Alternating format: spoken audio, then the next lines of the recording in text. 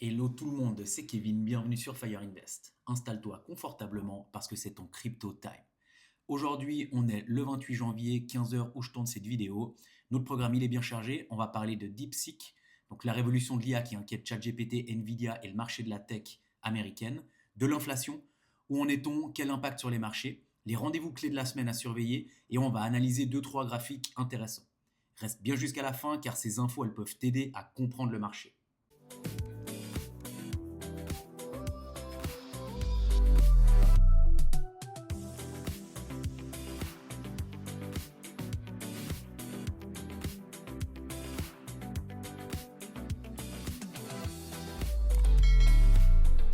On commence avec DeepSeek, qui met un grand coup de pied dans la fourmilière de l'intelligence artificielle mondiale. Je ne sais pas si tu l'as vu, mais c'est 24-48 heures, ça parle que de ça sur Twitter, sur YouTube. Donc en fait, ce qui se passe, c'est que c'est tout simplement une petite start-up chinoise qui aurait fait mieux que ChatGPT pour 100 fois moins. Avec 6 millions de budget, ils ont fait mieux que ChatGPT qui a levé des milliards. Et donc ça pose quand même énormément de questions. Il y a eu un impact immédiat sur Nvidia, bien évidemment, hein, leader mondial des GPU, c'était même la société la plus capitalisée au monde. Il y a eu vraiment des secousses sur le marché, que ce soit Nvidia, le Nasdaq aussi particulièrement, mais qui a quand même été assez résilient et qui est quand même bien remonté. Il y a même Donald Trump qui a pris la parole à ce sujet-là en disant que justement c'était bien pour la concurrence et de voir qu'on peut faire mieux, moins cher, plus performant, et bah, que ça va peut-être motiver aussi un petit peu les entreprises américaines à se sortir les pouces voilà. Donc on verra bien. Et même Sam Altman de ChatGPT a dit que justement, à cause de ça, ou grâce à ça pour nous, il allait un petit peu accélérer sur certains aspects par rapport à ChatGPT. Donc on verra bien. On va regarder aussi un petit peu donc le calendrier pour la semaine. Donc on voit déjà qu'hier, il y a eu déjà des statistiques sur la vente de logements neufs. Donc plus de logements neufs qu'attendu. Il y a un marché immobilier qui franchement va très très bien aux États-Unis. Ça, c'est pas forcément top pour l'inflation, mais bon, on y reviendra. Et le point d'orgue de la semaine, ça va vraiment être la décision de la Fed sur les taux d'intérêt. Alors, le marché a pricé 4,5, il n'y aura pas de baisse des taux demain, ça c'est vraiment quasiment sûr. Maintenant, ce qui va être intéressant, c'est le discours de Jérôme Powell pour voir un petit peu s'il est un petit peu plus accommodant. Il faut savoir que l'inflation actuellement, elle baisse quand même bien aux États-Unis. On va le voir avec un indicateur après. Et donc, c'est pas impossible qu'il ait un discours un petit peu plus accommodant que ce qu'il avait eu fin d'année 2024. Et donc, ça va être très intéressant de voir si justement il a changé un petit peu de fusil d'épaule. Il est sous pression, Jérôme Powell, avec Trump qui est venu. Trump, il l'a clairement dit, je veux des taux d'intérêt plus bas pour relancer un petit peu aussi l'économie. Et l'inflation, elle est en train de baisser. Donc, tout va dans ce sens-là. Ce qui va être intéressant aussi, ça va être vendredi, bon, jeudi à le PIB, inscription hebdomadaire au chômage, ok. Mais ce qui va être vraiment très intéressant aussi, important, ça va être le PCE Core annuel et mensuel vendredi.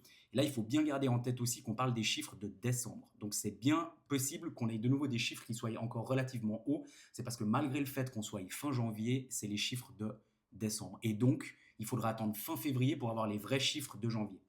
Et en parlant d'inflation, justement, on va venir ici sur Trueflation. Ça reflète en temps réel un petit peu l'économie américaine et on peut voir aussi plein d'autres choses. Mais là, nous, on va regarder justement l'inflation aux États-Unis.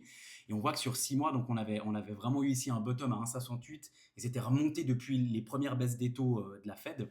Et là, par contre, on voit un petit peu que ici, on est sur un top entre le 13 et le 14 décembre et qu'on fait que de baisser justement. Donc ça, c'est vraiment très très bon parce que si l'inflation diminue gentiment aux États-Unis et qu'on se rapproche des 2% qui sont visés par la Fed, eh ben, on va pouvoir justement continuer sur une baisse des taux. Peut-être là, le marché price actuellement une baisse des taux cette année. Moi, je pense que justement avec cette inflation qui baisse, Trump au pouvoir et toute cette pression justement déflationniste, je pense qu'on pourrait avoir entre 2 et 3 baisses des taux cette année aux États-Unis, ce qui serait vraiment super pour les marchés.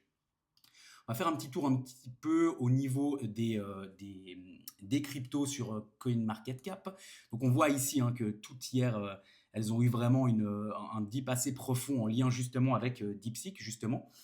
Et que mine de rien, bah, elles ont toutes été assez résilientes, elles sont toutes assez bien reparties. On voit même ici un XLM qui reprend plus de 6% en 24 heures. Donc on est vraiment sur un marché crypto qui a franchement bien tenu par rapport à la bourse traditionnelle. Donc ça, c'est quand même hyper encourageant pour la suite. Fear and Greed quasiment à la neutralité. Et on va le voir justement après sur TradingView, mais une dominance Bitcoin qui est quand même au plafond, quoi. Donc là, si on regarde un petit peu Bitcoin, bien évidemment, Bitcoin est dans un range depuis maintenant, ouais, début novembre, quelque chose comme ça. Et là, en le regardant comme ça, on voit que le prix, quand même, il compressait un petit peu. On avait un triangle de compression qui a été cassé à la hausse. Et là, on voit hier, en fait, que tout simplement, il est venu pullback cette tendance baissière et que il est reparti à la hausse. Donc, on va voir. Ce qui serait bien, c'est de clôturer quand même plus haut que les 104 507 pour faire des points bas plus haut que les précédents et puis réentamer une trendline haussière, mais on va voir un petit peu comment va réagir Bitcoin ces prochains jours et aussi notamment avec demain la réunion de la Fed, le FOMC à 20h. On voit aussi ici, donc tout simplement sur la Bitcoin dominance, que on avait eu un top ici à 61,5% le 21 novembre, et là on avait eu vraiment un gros dump. Et on voit que depuis, malheureusement, depuis ce point bas ici, on repart quand même à la hausse un petit peu sur cette Bitcoin dominance. On voit qu'on avait cette trendline baissière, qu'on l'a cassée, qu'on est venu justement pullback et que malheureusement ça a tenu et qu'on continue un petit peu à la hausse. Donc hier, on est même monté à presque 60%, puis après, finalement, on est redescendu un petit peu, mais on va vraiment avoir besoin de cette Bitcoin dominance qui diminue pour que les altcoins elles puissent un petit peu s'exprimer et puis avoir en fait tout simplement des liquidités qui arrivent dans leur market cap. Et là justement, si on compare avec Other, forcément ici Other il est bien monté, donc c'est la dominance de toutes les autres cryptos en dehors du top 10. Et là on voit que pile au même moment, on a eu ici à peu près un top, et puis depuis là, on fait que de baisser, on n'arrive pas à changer cette structure, on fait des points bas de plus en plus bas, des points hauts de plus en plus bas. Donc il faudra vraiment garder ça en tête pour voir un petit peu pour la suite. Mais on voit aussi ici, on est vraiment proche de la survente au niveau du RSI. Ici, on était même encore plus bas, autour des 20, et là, on est vraiment reparti à la hausse. Et là, bientôt, on est aussi aux 20 sur le RSI, donc c'est possible que ce soit un bon signal pour que justement cette Other dominance, elle reparte à la hausse. Ce qu'il nous faudrait vraiment pour avoir cette altcoin season tant attendue. Je vais te montrer juste aussi un petit peu au niveau du VIX Index. Donc hier, on voit qu'on a eu de la peur, on est vraiment monté. Ça, c'est l'indicateur de la peur sur les marchés. Et on voit que si on compare quand même à ce qui s'est fait le 5 août, en fait, ce qui s'est passé, c'est tout simplement que la BOJ, Bank of Japan, elle a augmenté ses taux, ce qui n'était plus arrivé depuis des décennies, je crois 19 ou 20 ans. Elle a augmenté ses taux de 0 à 0,25%, donc ce qui n'est pas fou non plus, sauf que les marchés s'y attendaient pas. Donc on a eu énormément de peur et tous les marchés qui ont craché. Donc là, on voit avec ce qui s'est passé hier, finalement, ça n'a pas non plus inquiété plus que ça le marché. Donc c'est important de le visualiser aussi grâce à ce type d'indicateur. Et pour terminer, j'ai envie de te montrer quelque chose qui est ultra encourageant. Ça, c'est tout simplement la capitalisation boursière des deux stablecoins les plus capitalisés, l'USDT et l'USDC. Et on voit qu'on est sur une lancée ici depuis le début novembre, mais même avant, depuis ici, mais depuis début novembre, on voit qu'en weekly, donc chaque bougie fait une semaine, on voit qu'on a des énormes entrées d'argent, donc des inflows. Là, on est actuellement de capitalisation à 191 milliards. Et on voit tout simplement que ça continue de monter toutes les semaines.